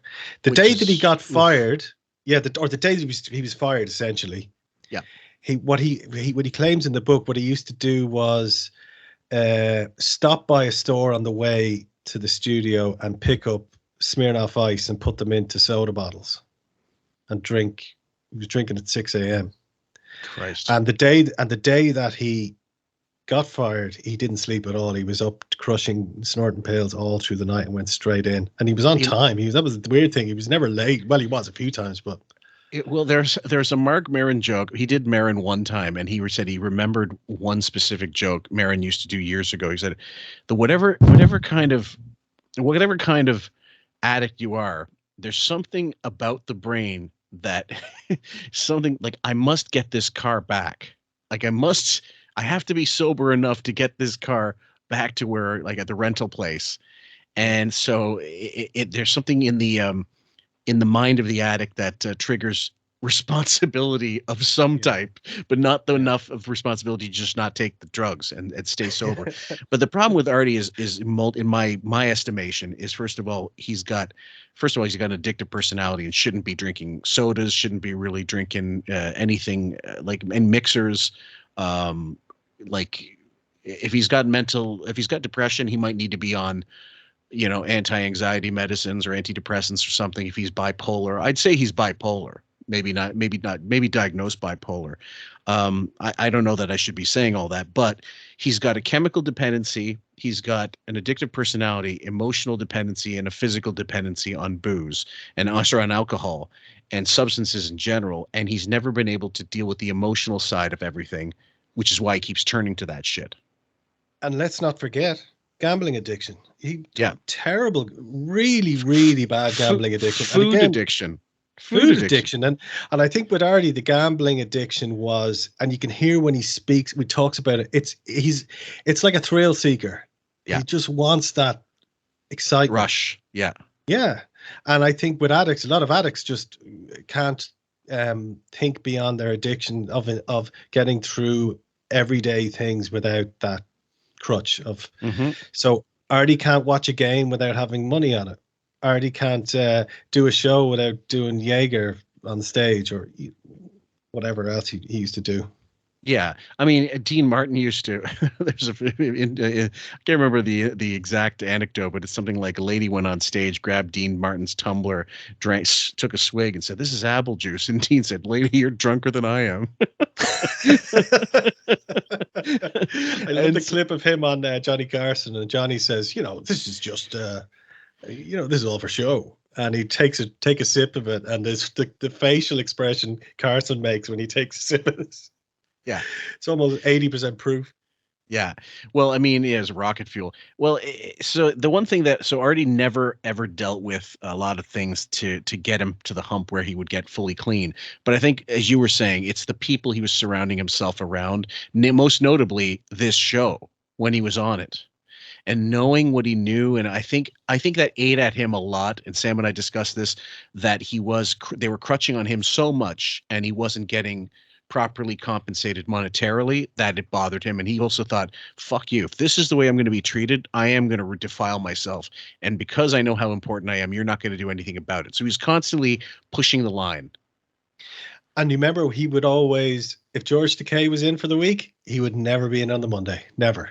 Because he knew, because it was just that thought in his head of, look, they don't need me today. They have George. They're going to sit there. Howard's going to sit there with George and inquire about his sex life. Yeah, gay stuff. Yeah, for the first hour. Talk about Brad and him wrestling and camp and every fucking story. Yeah. The same story, the war stories of George Takei back in the day, the internment camps, every fucking story he said every time he was in. I think that first week he was in was interesting. And then afterwards, it was completely diminishing returns. It was like, don't you have anything else? The Shatner stuff was funny. Like every time they remember the engineer tape of Shatner, and the engineer asking for a line read from Shatner and him imitating him. That was one of the funniest clips. Welcome to the 21st century. You'll be amazed at what you hear. Yeah, it's like, something like that, wasn't it? It was like, why don't we just right now play it for the fuck of it, because we do this on the show every now and then. So this is the clip of Shatner goofing on the engineer and that they got on there. I think Takei's in studio and Artie's hearing this for the first time. I'd like to invite you to take a journey with me into the 21st century. So take the next few minutes and listen very closely. You'll be amazed at what you hear. Okay? Can there be a little more excitement in the beginning? I love it. Okay. All right. It sounded like really really super laid back. Well, I'm saying, okay, I'll try and do that. Let's take two. That evil, knowing laugh, because I mean, like, Shatner was such an expert at these live reads, at these recordings. He had a voice really natural for narration. 100%. Not a great actor, but but a great presence. He could be a great actor depending on the material. I've seen, like, if he was on the Twilight Zone back in the day, and he'd be doing like, I think he was also in Judgment at Nuremberg. He got to work with Spencer Tracy in that, if I'm not mistaken. Oh, right. And he had some acting chops. It's just that I think Kevin Pollak said it perfectly. It's like sometimes the material wasn't so great, so you had to kind of overact your way just to get a halfway decent performance of something out of nothing. Yeah. And so, This is William Shatner, and I would like to invite you to take a journey with me into the 21st century. So take the next few minutes and listen very closely. Speak up, and maybe you better do it the way you hear it. Do it for me. No, I mean, just go ahead. This is William Shatner, and I would like to invite you to take a journey with me into the 21st century. So take the next few minutes and listen very closely. You'll be amazed at what you hear. Is that the way you'd like me to do it? Okay, I'll do it that way. Okay, ready. This is William Shatner, and I would like to invite you to take a journey with me into the 21st century. So take the next few minutes and listen very closely. You'll be amazed at what you hear. Okay, I think that came pretty close. I'm sorry, are you making fun of me? No, No, I believe you asked that was about the way you did it. The guy knows his job is on the line. Yeah. I remember. Did you ever heard the Wesley Crusher, the Will Wheaton story about William Shatner? No. It's been out there in YouTube for a long time, and I think they did make up. But when they were doing, I think they were filming one of the first movies, Generations or something, that puts the old cast and the new who's left of the new cast, I think 3 members, and he introduced himself to Shatner, and Shatner said, "Oh, you're that kid on that the new one. Like, we wouldn't have allowed kids on my bridge. Like, he was all like, all of a sudden he was really Captain Kirk. And it got back to Gene Roddenberry and all the other, like, the crew members. They were all like, don't worry, Bill's a fucking shithead. And they all stuck up for the kid. And Gene Roddenberry told, like, he forced an apology from Shatner and said, you're going to write an apology and you're going to send it to him in address, whatever. And so they later on they made up, but it was clear just Shatner's a notorious shithead. Wow. I didn't know that. Yeah. Remember that joke that Artie told at I think it was the Shatner roast, or it was one of these roasts where he said, we got a lot in common. You were in TJ Hooker and I once banged a hooker called TJ. Oh, fuck. It's the joke that he didn't play, that they didn't submit, that they said it was not going to be accepted because no jokes about the wife. And Sam Simon told, it was one that Artie wrote. And he said, Bill recently won an Emmy for Boston Legal, and I think it really means a lot to him because when it fell into a pool, he dove right in after it. Wow.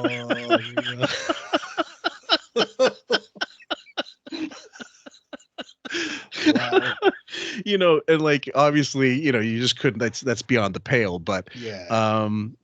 Anyway, I'm sorry, guys, for that little digression down that path.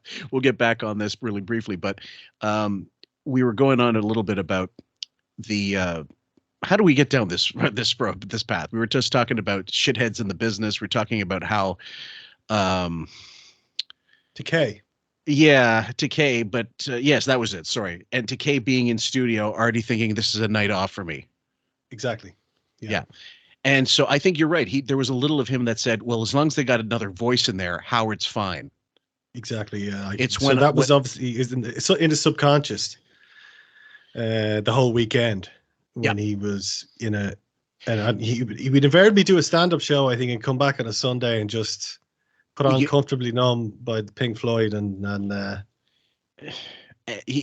only that, you know what? He noticed a lot of the times he would miss the Monday and the Tuesday. And only be in there for the Thursday or even the Wednesday, like call in sick, and then only be there half the week because, fuck Decay. And then be in Thursday, and they said he'll be into Thursday because he's going to plug a gig he has on the weekend. And that's exactly what would happen.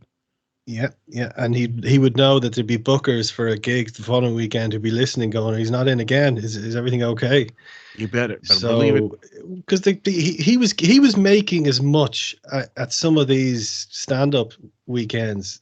He was making, how much was his salary at Sirius? $1 million? No, it wasn't close. It was about close to, like, by the time he left, $750,000 possibly. By the time he left. So maybe, I think he said it wasn't 900. Maybe it was 900, 800 by the time he left. But didn't Gary make more? He said at one point. He did. So I'm thinking it was 700 and Gary was making like 750. Okay. So incrementally more, but Artie's probably thinking, you're not even talent. What the fuck are you doing with that money? Yeah, and he showed showed Gary's check to High Pitch Eric. High Pitch Mike and Lisa G. Yeah, at John's Pizzeria. I actually visited that place in 2007. John's on Bleecker Street. How was it? Best pizza I've ever had in my life. Really? Yeah, I loved it. I've tried when I went back again, 2015, I went to a few other places. They just weren't as good. No. It was very close, but I thought it was great. Yeah, it was really good. I was really hungry, I remember, which probably helped when I went in. Well, the memory is enhanced by that, perhaps. Yeah, Let's play a little more. Urine or urine, fine, okay. but you got to see penis in the cup. Yeah, no, we're going to see it. Watch Artie pee. Who's watching me do that? Hey, Artie, that's me. Gary's no way, Gary. You could stand in back of me or something. Because he's still a heroin addict. I love you, but I don't think you're past buying urine.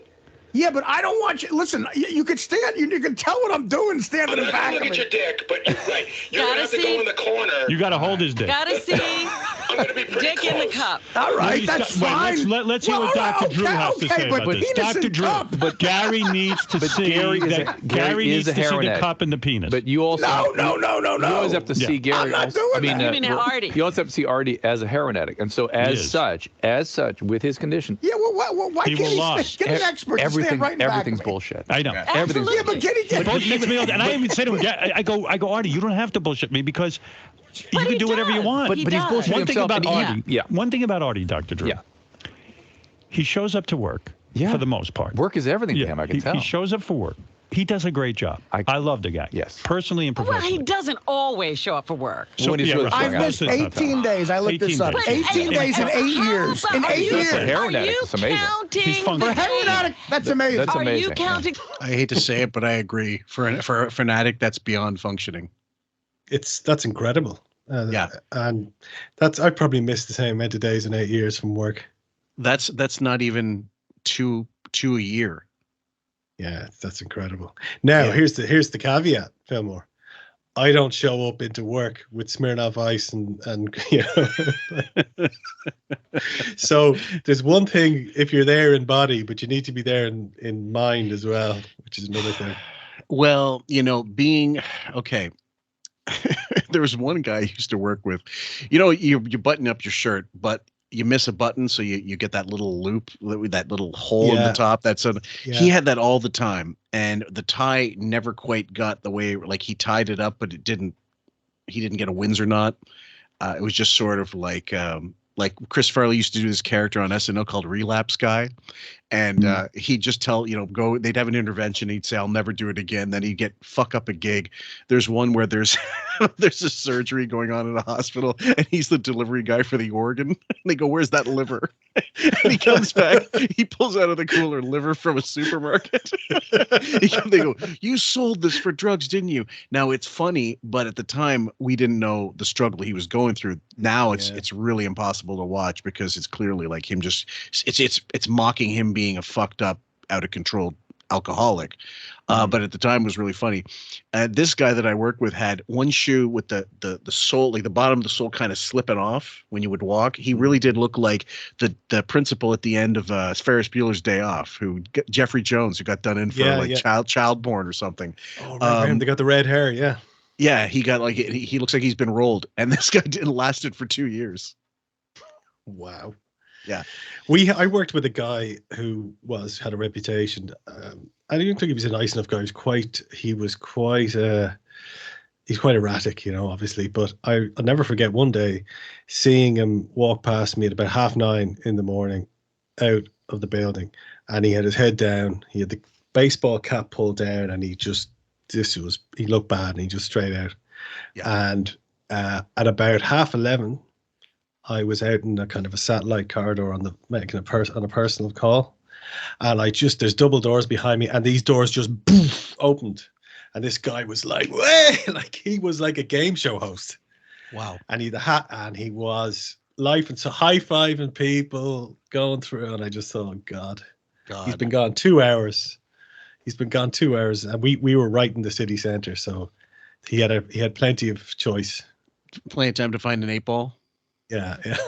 Well, it was alcohol, but well, Jesus. Okay. Well, because alcohol affects people so differently. I know one guy. We just called him Sleepy Dave because he would end up sleeping on top of the bar. Yeah, I have friends who do that too. Yeah. I mean, that's way better than the alternative of, the ones who lager louts who want to start fights, tossing pint glasses off a balcony, kind of shit like that. But then the people that cry, that's a whole other set of problems. But at least they're just not hurting other people. At any rate, Artie was only really a danger to himself, except for the Sal incident. And the high-pitched Mike thing, I really don't have too much sympathy for high-pitched Mike because he was really a mean son of a bitch. And he was egging Artie on with the worst possible shit.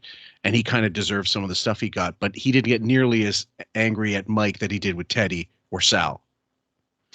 No. And look, I think with the Mike situation, we were given some great material there as opposed to like the Teddy fight is I would never go back and listen to that. I would never listen to the Sal one either. But at least with the high pitch, Mike, you have the Disneyland. Oh yes. Story. The Jets are gonna have their way tonight. The days you come in late because you're seeing the doctor at 6:30. That happened once. Yeah, it only happened once. What is she talking about? That in. Robin's gone crazy. What is she doing? Dr. Drew, what I'm saying is, like someone Can we called piss me test Robin? about doing an intervention with Artie. I said, listen, I got no intervention. I told him if he needs time, go work his thing out. Go do it. Let me say But he something does- else, let me just Dr. finish. Drew. Let me No, just- let me because just finish. you're in denial.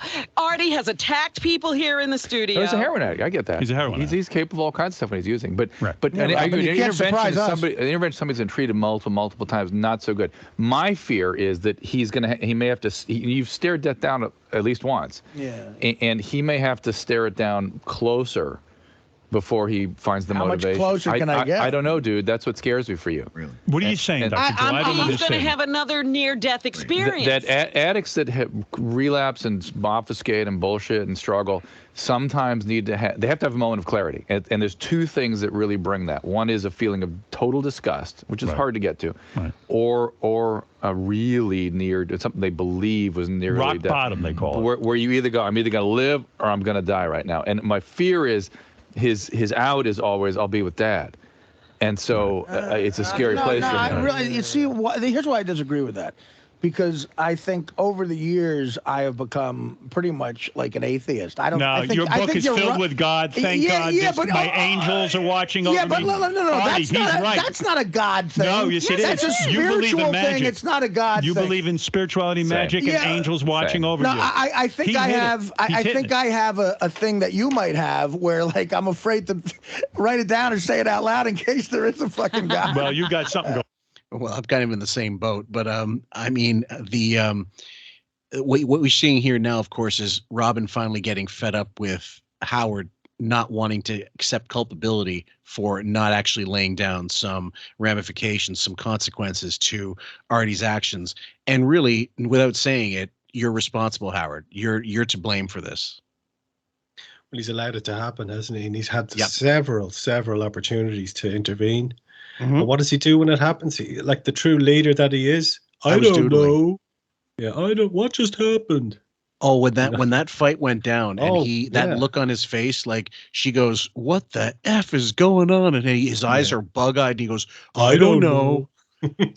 Like, and Artie came back. He's like, "You want this? You love this?" And he was absolutely correct. And he was out of line, but he was correct.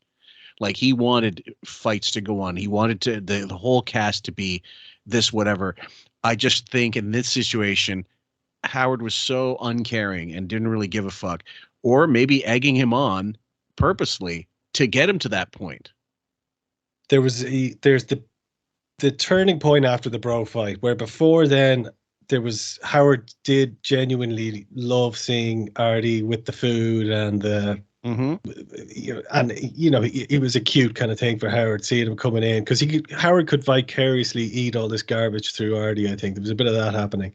Yeah, so I think after the bro fight, everything changed in that there was a resentment with Howard, and I think he looked at Artie as being someone who, this guy doesn't respect me anymore. There's no hero worship, which Howard totally requires out of all his staff, and there's no fear either. So I'm going to try and knock this guy down.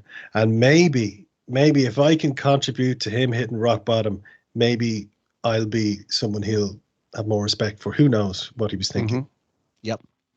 The thing is, with Artie, again, it's all subconscious. It's all like, it's unsaid.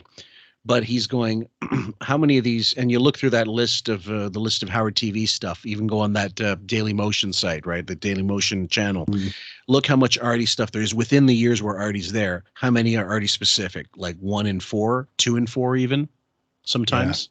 Yeah. And that's way too much stuff out there. And then you probably got people and his managers even saying, look, Artie, you're not getting fucking, you're not getting your due at this place, considering the amount of, you on the cutting room floor here and how much you're there on the Howard TV, and you don't get a fucking nickel from it because you've signed it away in perpetuity to this goblin.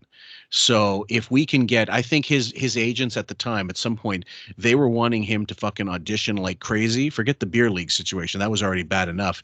They wanted him out of that fucking gig as soon as they could. If they could get a movie deal for him, or if they get another TV gig, and I'm sure he wanted it as well.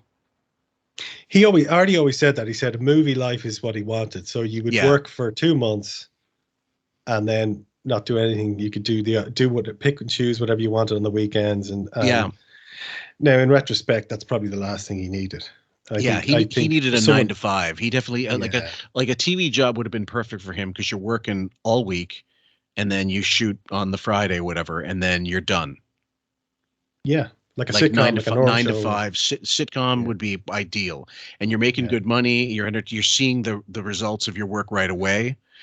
Usually like live studio audience, and it's some canned laughter, probably post production, but you're seeing the money weekly.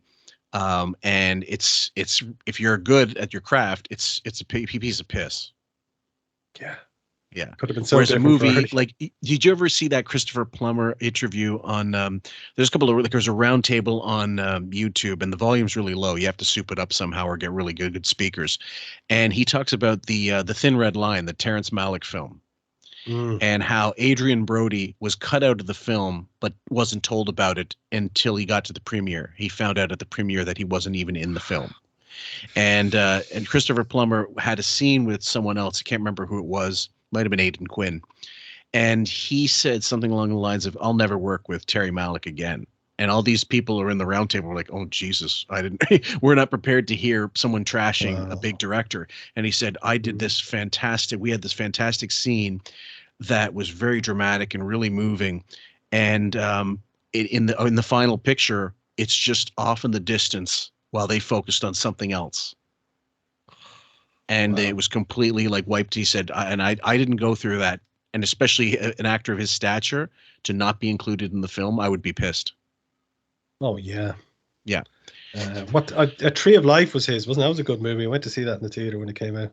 Badlands as well. That was the one that was really got the most kind of notoriety back in the day. But and I never saw Thin Red Line. I just, all those people, to me it was like I also didn't enjoy A Bridge Too Far, the Attenborough film, which had so many great actors in it, but it was a downer and a piece of shit.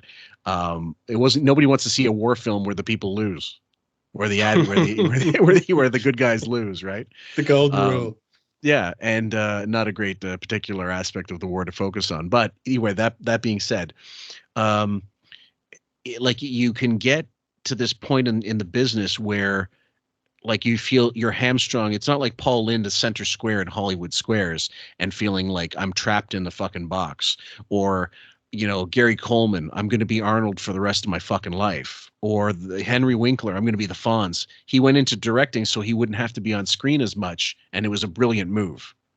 This way you get to make your bones as something else. Michael Landon produced, wrote, directed, starred in, owned outright these shows that he was working on, and that was the way to do it. And if Artie was able to, Michael Landon? Michael Landon, yeah. I don't know how good of a person he was. He was certainly a philandering guy, but he very talented, clearly. Oh, but he was great. When I say great guy, look, I'm talking about. I never didn't know him, obviously. No, I know him. Say like that. But his appearances on Carson were fantastic. They're always good. They were good. They were good friends. Really I didn't know this until way later. Yeah. And he had so many kids, didn't he? He had a ton of kids. Shitload. And let me see if I got that clip. Hold on. I'm going to play that. Let me see if I got the Michael Landon clip. We were just talking about Michael Landon real quick, guys, and I thought I'd throw this clip in because I already brought this up, and I thought it was an amazing anecdote. You just said that Michael Landon's son passed away. Mark Landon. Michael Landon, for those of you who are too young to know, was on the hit show Bonanza, went on to Little House on the Prairie, and died of cancer a number of years ago. And you're right, Robin. His son just died, who was 60 years old. Landon. Can you believe that Michael Landon's son was 60 years old? I can believe that. I have a story about Michael Landon that you'll find interesting, Howard.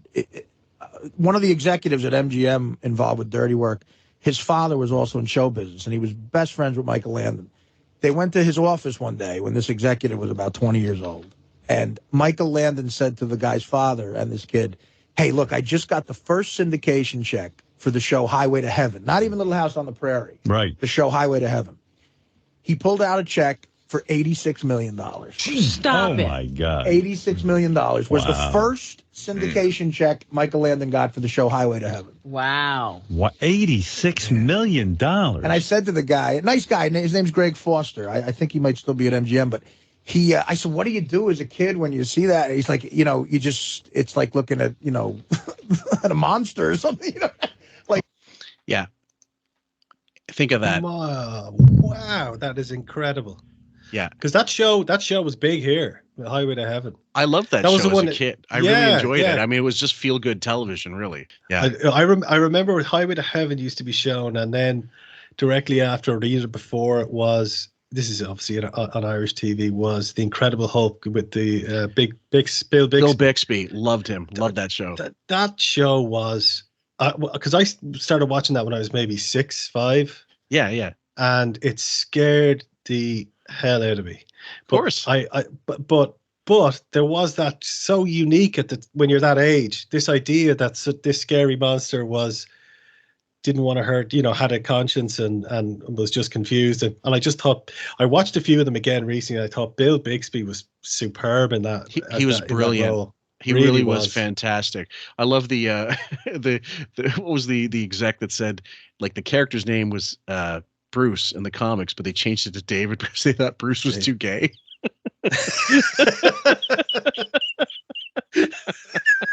Well, this would have been around the time of the Village People, wouldn't it? Maybe I suppose. One of them children. Yeah. Anyway, guys, we're gonna leave that there. I'm sorry if we went on a little meandering thing here and there. We're gonna let this. We want to let this episode breathe. If you hate the fucking personal stories, please let us know, and I will deep six them in future reference. Like some of the stuff is getting cut out no matter what. But when it gets to this kind of dark, depressing material, sometimes we may want to go another path just a little bit to add a little levity and get you some stupid laughs. So any closing thoughts before we just turn the mics off?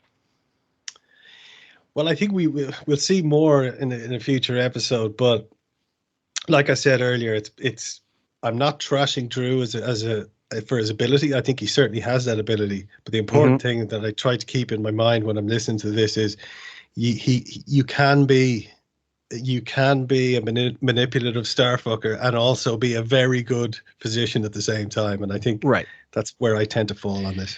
And the other thing is, guys, and I'll add this to Drew's credit, he was on not the Nick and Artie show, but the Artie show after Nick DiPaolo left. And there's 3 clips, but one of them is a repeat. But there's 2 parts of an appearance of him, and from 2012ish. So they definitely maintained a decent enough relationship, or he was plugged as a guest or plugged in as a guest, and Artie said, yeah, I have no problem with that. So I don't think even in the wrap-up show, he will explain, he doesn't have it in for Drew, but he's seeing it from the same way we're looking at it, like this is exploitation.